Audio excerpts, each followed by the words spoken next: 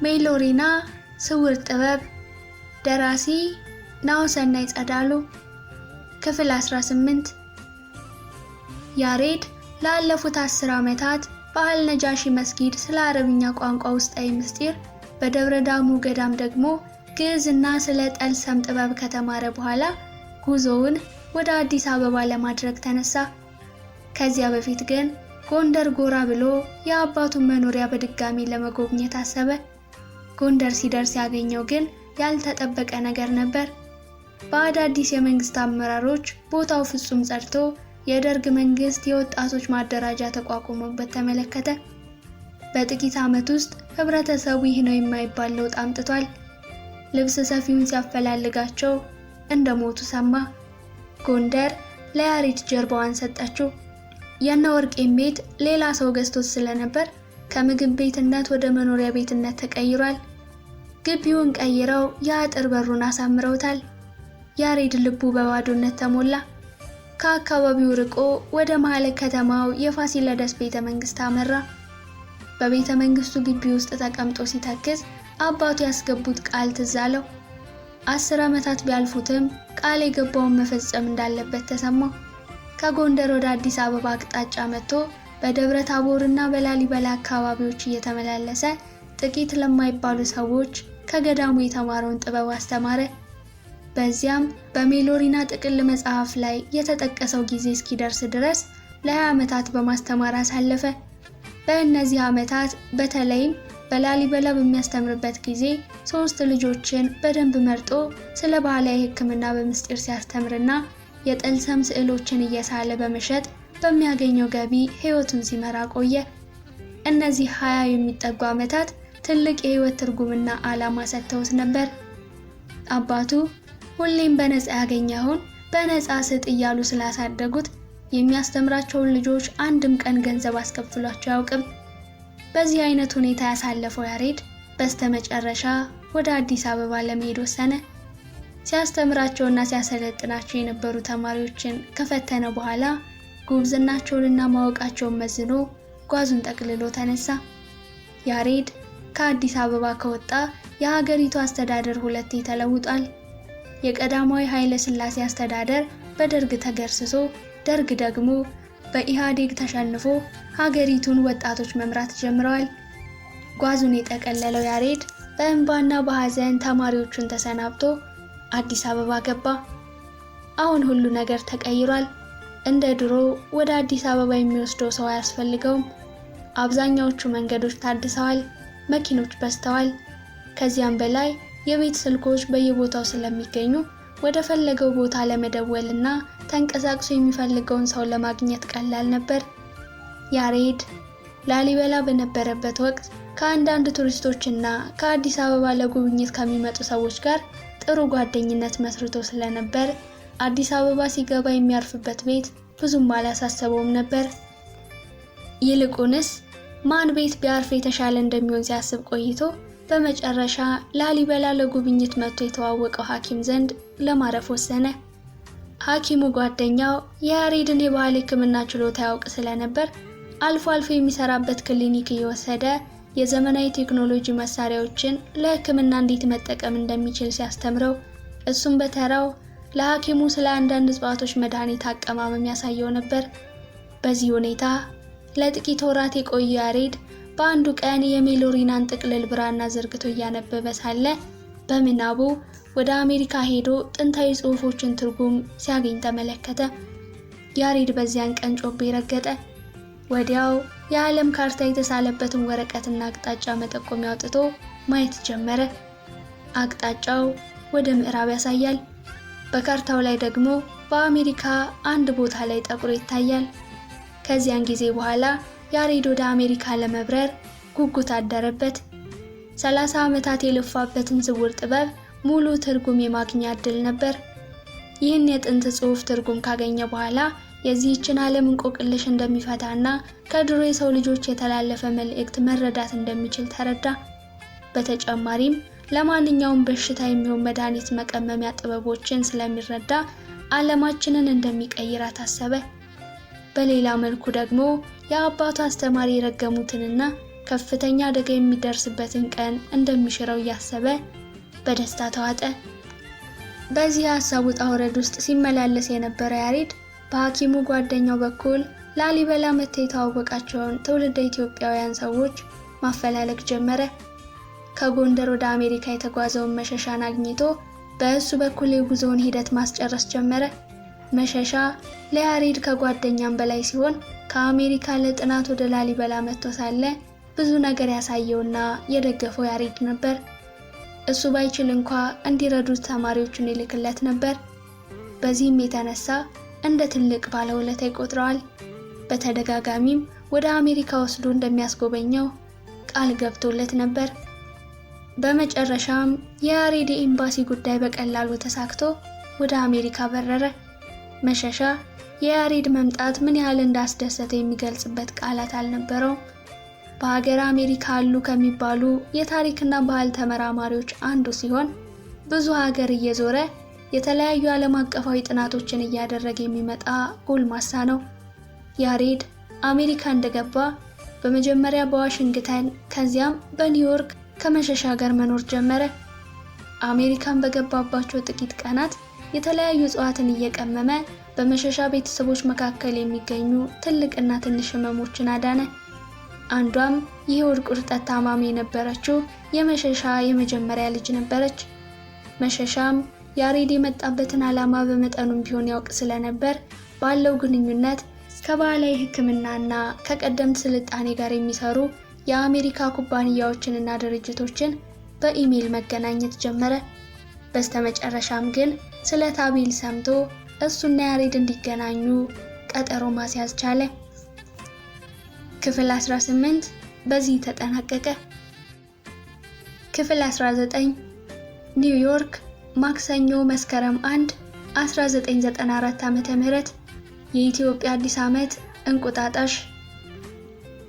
ታቤል የጥናት ውጤቱን ከፔንታጎን ይዞ በልዩ ፈጣን የደህንነት ጀት ወደ ኒውዮርክ ዋና ቢሮ በሐዘን ቆዝሞ እየመጣ ነው።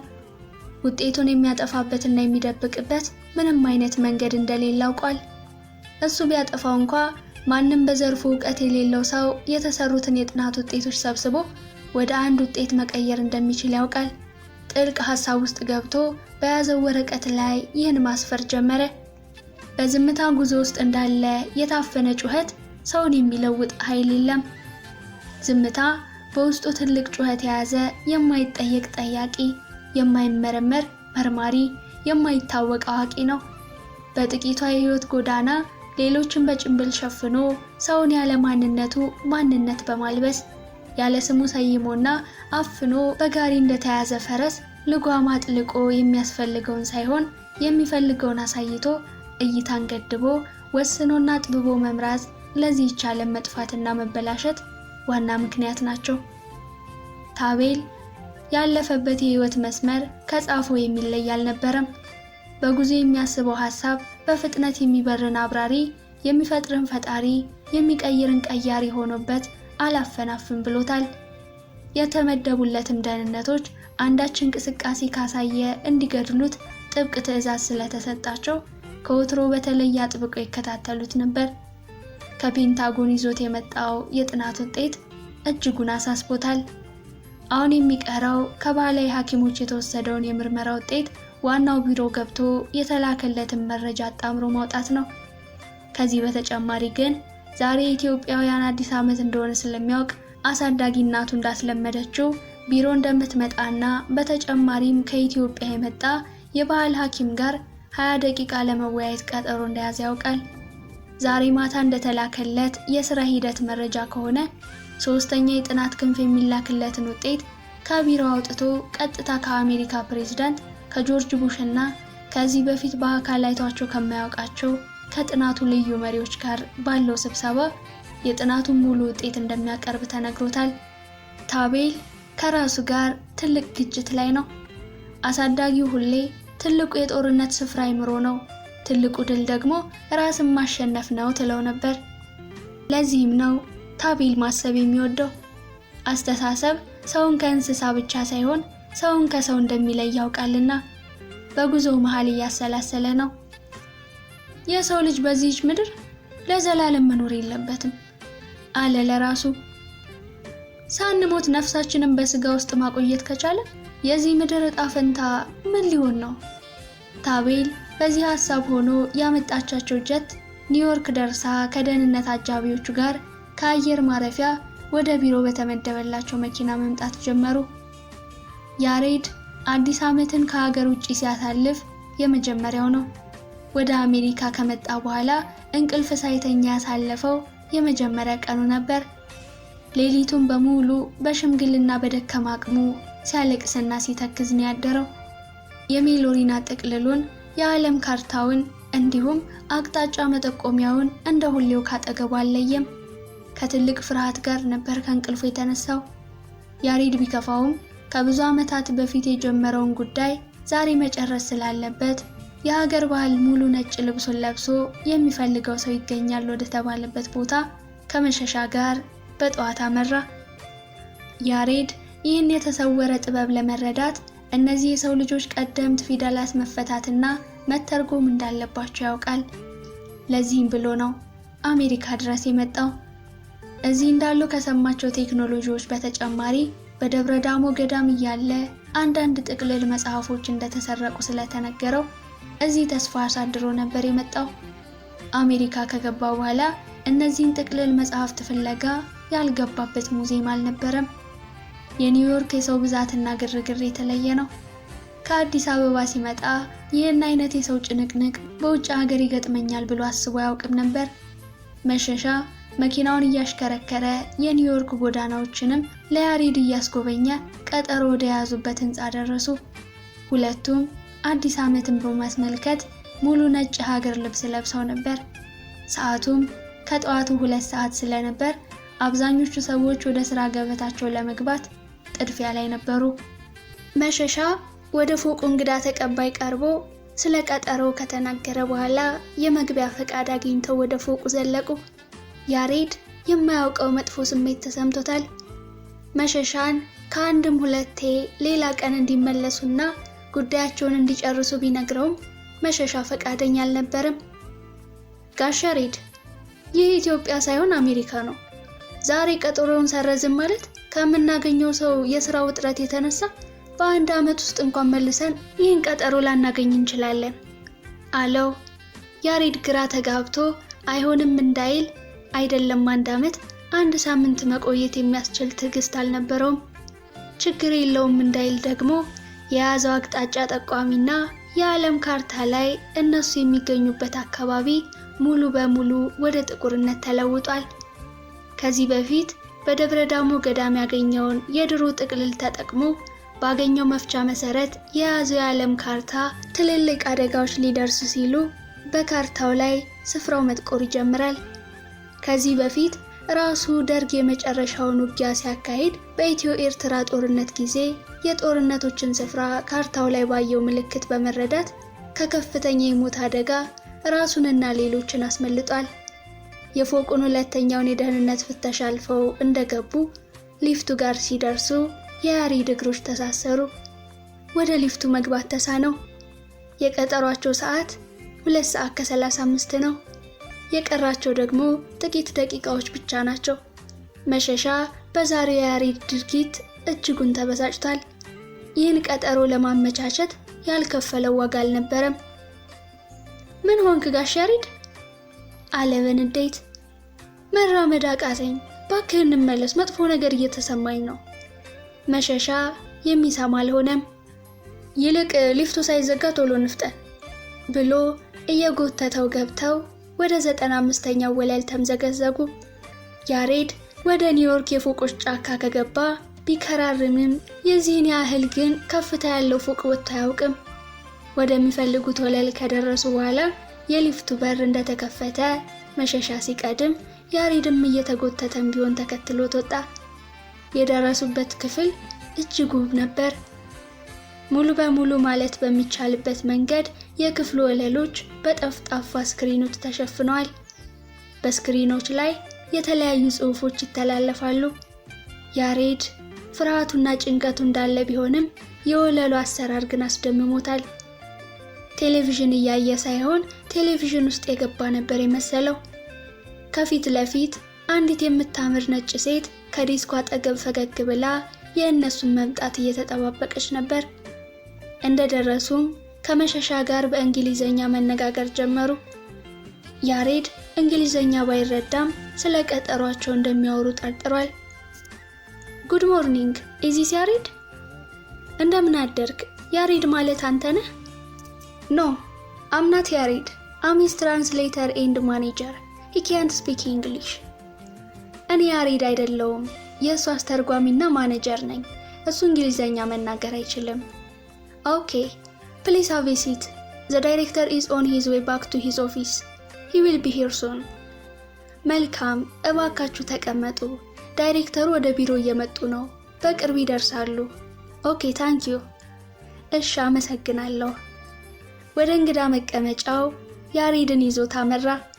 ያሬድም ቸኮል ብሎ የለም ነው የምትልህ ሲል ጠየቀው። አይደለም እየመጣ ነው ጠብቁት ነው የምትለኝ። እነ ያሬድ ወንበሩ ላይ ከተቀመጡ በኋላ አንዲት የሀገር ባህል ልብስ የለበሰች ጥቁር ሴት በጥድፊያ ወደ እንግዳ ተቀባዩ ቀርባ Can I see Mr. Milton? አቶ ታቤልን ማግኘት እችላለሁ ስትል ጠየቀች። Sorry, could you please tell me your name? And do you have an appointment with him? ይቅርታ እባክሽ ስምሽን ልትነግሪኝ ትችያለሽ? ለዛሬስ ቀጠሮ አስይዘሻል? I am his mother and I want to meet him now. It's urgent. እናቱ ነኝ፣ በአስቸኳይ ላገኘው ፈልጋለሁ አለች እንደምናደድ ብላ። በዚህ ጊዜ ጸሐፊዋ Okay, he is coming. Wait for him for some minutes. እሺ ጥቂት ደቂቃዎች ጠብቂ፣ እየመጣ ነው ብላ የጂፒኤስ መቆጣጠሪያዋን ከተመለከተች በኋላ He has reached the 11th floor. 11ኛ ፎቅ ወለል ላይ ደርሷል አለቻት። ከቀጠሮ 5 ደቂቃ አልፎ ነበር። ጥቁሯ ሴት ልትቀመጥ አልቻለችም። ያሬድ የሴትየዋ መንቆራጠጥ ገርሞት ትኩረቱን ሰጥቶ ይመለከታታል። እንግሊዘኛዋ ቁርጥ አሜሪካዊ ነበር። በመሃል መሸሻ ዞር ብሎ በአማርኛ እሰይ መጡ አለ። 2 ጥቁሮችና 2 ነጮች እየመጡ ነበር። ሴትየዋ አማርኛ ስትሰማ ዘወር ብላ እነ መሸሻን አየቻቸው። መሸሻ አስተያየቷ ከብዶት ሄይ አላት። ያሬድ ልቡን በጦር እንደተወጋ ደንግጦ ቀረ። ታቤል ቢሮ በር ላይ እንደደረሰ ሳምሶናይቱን ከማስቀመጡ በፊት እናቱን ከብዙ ጊዜ በኋላ ስላገኛት ደስ ብሎ ታቀፋት። እሷም ወደ ጆሮ ተጠግታ በአማርኛ ወደ ቤት አሁኑን መሄድ አለብን አለችው። ታቤልም እጇን ከያዘ በኋላ እነ መሸሻን ሰላም ብሎ ለጸሐፊው እንድታስገባቸው ነግሮ ሁሉም ወደ ቢሮ ዘለቁ። ወዲያው መሸሻ ያሬድን ይዞ ወደ ውስጥ እንደገባ የአደጋ ምልክት መጮህ ጀመረ። ትንሽ እንደመደናገጥ ብሎ ያሬድ የያዘውን የሜሎሪና ጥቅልል አወጣ። ቀና ሲል ቢሮ ውስጥ ፊት ለፊት ታቤልንና በትልቅ የድንጋይ ቅርጽ ላይ ቀደምቱን ጽሑፎች አያቸው። ያሬድ ፍርሃቱ ተሸንፎ ልቡ በደስታ ተሞላች። ከ33 ዓመታት ፍለጋ በኋላ ሜሎሪናን አገኘው። ከቆመበት ለመነቃነቅ ባሰበበት ቅጽበት ከፊት ለፊቱ ፎቁን እየደረመሰ የሚገባ ግዙፍ አውሮፕላን ተመለከተ። ያሬድ ተንበረከከ። ዞሮ የሀበሻ ቀሚስ ያጠለቀችውን ሴት ፊት ለፊት አያት። ከ33 ዓመታት በፊት አዲስ አበባ ያመጡት ሹፌር ቤት ውስጥ ፎቶዋ የተሰቀለላት የሹፌሩ ልጅ እንደሆነች አወቀ። ሰው የሚፈልገውን ከፈጸመ የሚጠብቀው ሞቱን ነው። ብፁዕ አቡነ ጎርጎርዮስ ካለ። ሜሎሪና በዚህ ተጠናቀቀ።